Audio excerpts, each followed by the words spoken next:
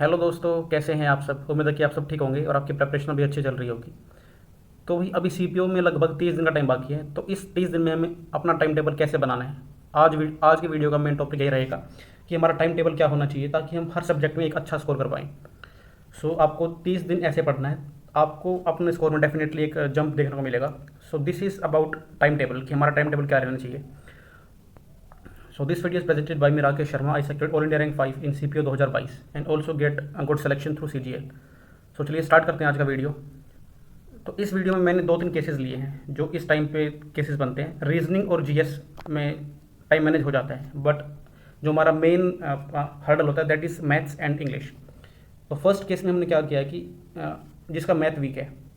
सो इस वीडियो में हम लास्ट के 30 डेज को देखेंगे एंड आई अज्यूमिंग कि आप डेली 12 घंटे डिवोट करेंगे इस टाइम पे। सो आपके पास टोटल 360 घंटे होंगे। तो आपको 360 घंटे कैसे मैनेज करने हैं। सो यदि आपका मैथ वीक है, वीक बाय आई मीन कि आपका स्कोर 20 से 25 है, उससे कम है, तो हमें इस स्कोर को 40 तक लेके जाना है। तो आपको कैसे अपना टाइम मैनेज करना पड़ेगा। तो यदि आपके पास 12 घंटे हैं तो आपको मैथ में एटलीस्ट 4-5 घंटे देने पड़ेंगे यदि आपका मैथ वीक है। तो इन 4-5 घंटे में आपको क्या करना है कि sectional test for your speed and chapter test for your weak areas, मतलब आपका जो भी चैप्टर वीक है उसका आपको चैप्टर टेस्ट लगाना है। और फॉर योर मतलब स्किपिंग वाला जो मैंने आपको सिखाया था कि आपको कैसे क्वेश्चन को स्किप करना है, इसके बाद आप डेली 15 मिनट कैलकुलेशन को देंगे। दिस इज़ वेरी इंपॉर्टेंट क्योंकि आपके मतलब क्या डाउट्स होता है कि भाई टॉपर कैसे 30 मिनट में पूरे पेपर को सोल्व करता है। तो वो यहाँ ये 15 मिनट वो पूरे साल भर देता है, तब जाके उसका मतलब उस स्टेज पे वो पहुँचते हैं। तो आपको एटलीस्ट इन 30 डेज में 15 मिनट कैलकुलेशन को देनी है if you really want to score good in math.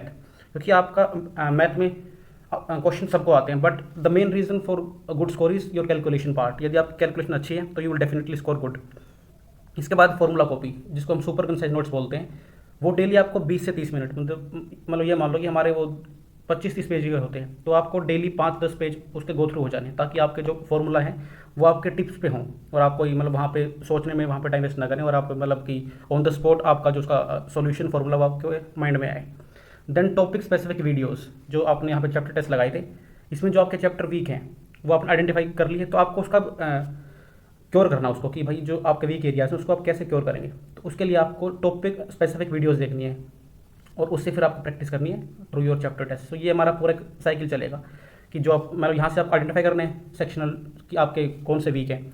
Then आपको आइडेंटिफाई करने के बाद उनके टॉपिक स्पेसिफिक वीडियोस देखनी है और उसी की फिर आपको प्रैक्टिस करनी है। टेक्स्ट बुक में आपके पास एक प्रैक्टिस का ऑप्शन होता है, तो आप वहाँ पर जाके उसके चैप्टर वाइज प्रैक्टिस कर सकते हैं। तो ये था हमारा 4 से 5 घंटे जो हमने मैथ में किया। इसके अलावा जो आपको करना है, आपका इससे अलावा जो टाइम है वो आपको कैसे मैनेज करना है। Rest 5 hours. तो इसमें आपको जीएस के नोट्स डेली 1.5 घंटा, मतलब इसमें आपके स्टैटिक और अपना ट्रेडिशनल जीके दोनों होंगे। इसके बाद जो हमारा इंग्लिश में आपको मतलब यहाँ पे मैंने क्या एज्यूम किया कि आपकी इंग्लिश ठीक ठाक है, तो आप डेली 40 मिनट रूल्स को देंगे जो भी आपके क्लास नोट्स हैं, या फिर नीतू मैम की जो हमारे प्रिंट टू पैरामाउंट की बुक आती है वो। देन वो क्या आपको 40 मिनट देनी है। इसके बाद आपको चैप्टर टेस्ट फॉर रीडिंग, मतलब ये तीनों चीज़ मिला के आपको 2 घंटे लगाने हैं। चैप्टर टेस्ट फॉर रीडिंग में आपके कॉम्प्रीहेंशन, PQRS, जम्बल्ड एंड आपके क्लोज टेस्ट आते हैं, तो वो आपको देने हैं, मतलब उसका daily chapter test.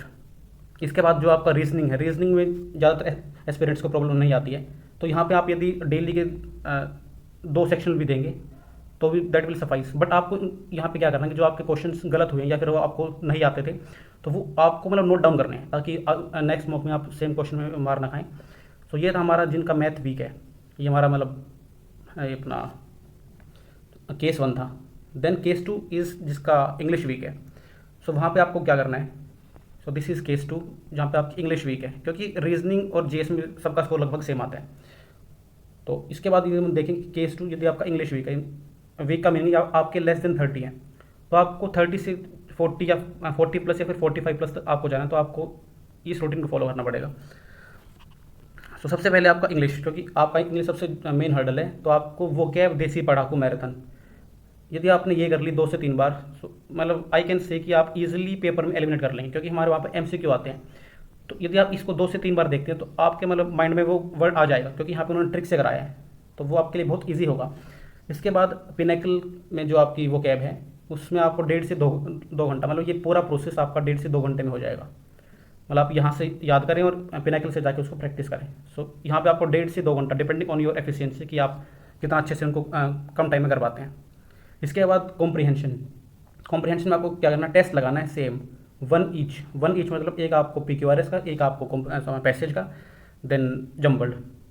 And please don't ignore jumbled sentences. SSC is very uncertain, वो कभी भी कुछ भी डाल सकती है, तो आप जम्बल्ड वर्ड्स की भी थोड़ी बहुत प्रैक्टिस करके जाएं। हालांकि प्रीलिम्स में ये थोड़े इनके चांसेस कम होते हैं, बट स्टिल आपको थोड़ा बहुत इसमें कमांड होनी चाहिए।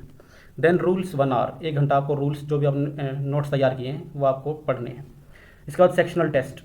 सेक्शनल टेस्ट में आपको मतलब जो आपका टाइम वाला इशू है कि आप किसी चीज़ में टाइम कम लेते हैं, तो उसका आपको मतलब यहाँ से प्रैक्टिस के साथ वो आपका रिजोल्व हो जाएगा। एंड मैक्सिमम एस्पिरेंट्स को कॉम्प्रिहेंशन में टाइम मैनेजमेंट की दिक्कत होती है, तो आई वुड सजेस्ट कि आप इसको सेकंड राउंड में करो, और थोड़ा सा आप मतलब जो हमारा इंग्लिश माध्यम का चैनल है वहाँ पे जाके आप थोड़ी बहुत प्रैक्टिस कर सकते हैं फॉर योर पैसेजेस। तो इसके बाद हमारा जो रेस्ट है, मतलब रेस्ट में अपना मैथ, रीजनिंग और GS, वहाँ पे आपको कैसे टाइम को मैनेज करना है। यहाँ पे आपको 5 घंटे देने हैं, मतलब for all 3 subjects. I am assuming कि आपका मैथ, रीजनिंग और GS ठीक ठाक है, तो मैथ में आपको 2.5 घंटा डिवोट करना है। इसमें आपके फार्मूला मतलब 20 से 25 मिनट आप फार्मूला को देंगे, and again 15-20 minute for calculation, and rest for मॉक्स।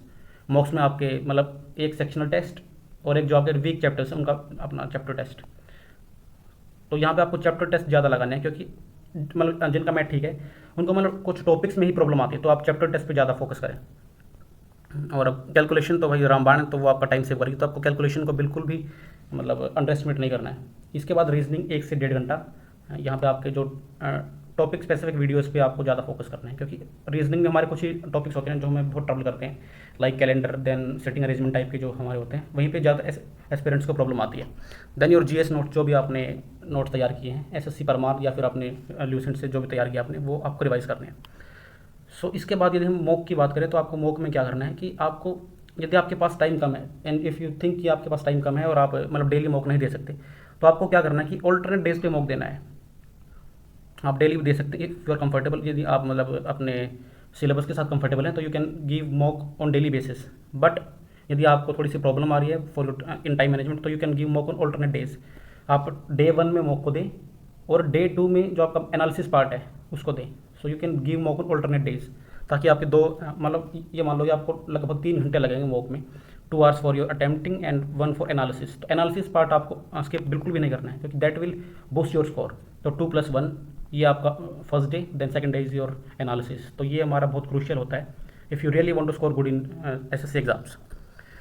तो इसके बाद यहाँ पे आपको डेली या फिर ऑल्टरनेट आप जहाँ भी कंफर्टेबल हैं, तो your first priority should be if जो आपके सिलेबस में थोड़ा बहुत बचा है, अभी आपके पास 30 दिन है, एज आई सेड कि आपको लास्ट के 20 दिन ओनली फॉर रिवीजन रखने हैं। इसके बाद यदि आपके पास 10 दिन बचते हैं, so in these 10 days you can watch topic specific videos, तो वो आपको मतलब नॉलेज बेस एक्सपेंड करेंगी। तो ये था हमारा आज के वीडियो का पूरा मतलब आपको किस तरह अपने टाइम को मैनेज करना है फॉर दीज 30 डेज।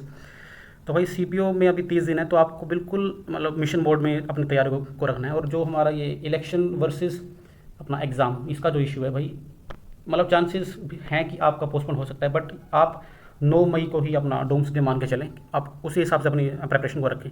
यदि आपका पोस्टपोन होता भी तो वो मैक्सिमम 20 से 25 दिन होगा। तो भाई अपनी प्रेपरेशन को इसी मोड में रखो, मिशन मोड में। इवन इफ़ इट मतलब पोस्टपोन होता है तो वो आपके लिए एक प्लस पॉइंट ही होगा। एंड इफ़ यू आर मतलब इसी को आप ध्यान में रखते हुए अपनी प्रेपरेशन को रखेंगे तो आप ढीले पड़ जाएंगे, एंड दैट विल फाइनली वो आपको मतलब लॉस ही करेगा।